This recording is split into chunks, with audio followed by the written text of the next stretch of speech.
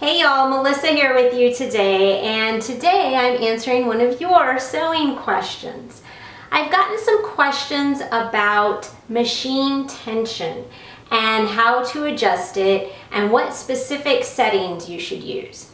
So in order to answer that, I'm going to have to explain how stitches are formed on a sewing machine so that you know what to look for to troubleshoot your tension. So if you take a look at the table here, I have some yarn out, and this is kind of simulating sewing stitches. If you imagine this orange yarn is the top thread, and the dark gray here is the bottom thread. And you imagine that the fabric is kind of going in a line through the middle here. So the way a sewing stitch is basically formed is that top thread goes and it loops around the bobbin thread, and the needle pulls it back up to the top part of your sewing machine. And so these are how the stitches are formed, and the fabric runs right through the middle of that. So you can see that the top and the bottom threads kind of have to pull against each other, and then you would see that as an individual stitch on each side of the fabric. So when these things are balanced, then you have the top thread on the top of the fabric and the bobbin thread on the bottom of the fabric, and they make stitches. But when they're unbalanced, when there's too much tension on one side or the other, then you end up with seams that won't stay together, threads that pull out, and lots of other problems. So I've sewn some samples here, and I want to get the camera set up to close up show you what happens when these get out of balance, when they're not equally tugging in this tug of war and they get pulled to one side or the other because of tension issues. Okay, so here are some samples I've sewn up, and it's kind of like not enough, too much, and just right. So let's go over what is happening here.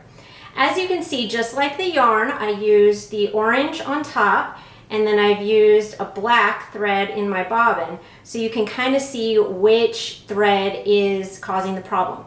And if you're having tension problems, that is a great idea to use different colored top and bobbin threads to help you isolate what's going on. So if we look at this on the top, it doesn't look too bad. This is with not enough tension. But if I flip it over, you can see the problem here. So you can see orange thread coming onto the back side, and it really shouldn't be there. This orange thread should be on the top because that was my top thread, and I should only be seeing the black thread on the back. So what I need to do here to fix this is actually adjust my top thread so that there's more tension on this one, and that'll cause it to pull all these orange threads that I shouldn't see on the back. It'll cause it to pull those to the front side, and we'll just have the black thread on the back side.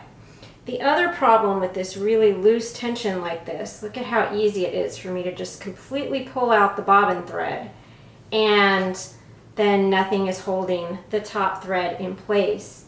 And this is not going to be a sturdy seam. If we look at the opposite issue, this is way too much tension on my top thread. You can see how my top thread is almost disappearing into this fabric, and on the back side, while you can't see the orange, you can clearly see how this tension has almost gathered the fabric. Like it won't lay flat because there's so much tension on that thread. And this is not going to be real structurally stable either, because the fabric's going to want to lay flat, and that's going to cause the threads to break under the stress of all the tension that was put on them. So too much tension, also a bad thing. And to adjust that, if I have too much tension on the top like that, I would just progressively lower the tension until I get fabric that is laying flat and I don't see my top thread on the bottom. So here is what a balanced stitch looks like. This, I have good tension going on both sides. First of all, on the front side, you can see individual stitches. If you look closely at the too high tension one, you can't, like, the individual stitches are harder to see. And that is because there's so much tension that it's almost pulling that top thread into a straight line, pulling so much of the bobbin thread up towards the front side. If I look on the back here, I can also see, now on the bobbin side, it is harder to see individual stitches, but I should see kind of individual stitches that I can identify in the bobbin thread as well, without seeing the top thread pulling through onto this side. So again, comparing that to the other one, like, these are very differentiated stitches on this side on the bobbin thread, but then it blurs into a line and it's harder to see the individual stitches on this thread. That is a clue. The side that doesn't have individual stitches, that's where there's too much tension. So that is how you look at tension. Now, to answer the question about what tension you should set your machine on, the truth is I cannot answer that for you. Tension needs will change depending on the thread you're using, the fabric you're using, and your specific machine and the needle that you are using. All of these things can affect the tension on your machine, and you may have to adjust. And tension can even vary from one machine to another, even when they are the exact same manufacturer and model.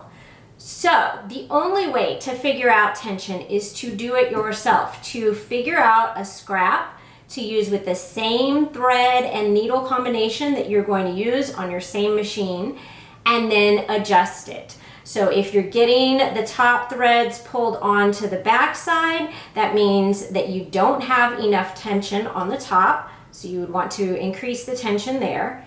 If you are getting, like, you can't even see individual stitches on the front and the back thread is getting pulled up, that means it is too tight on the top and you need to lower your tension.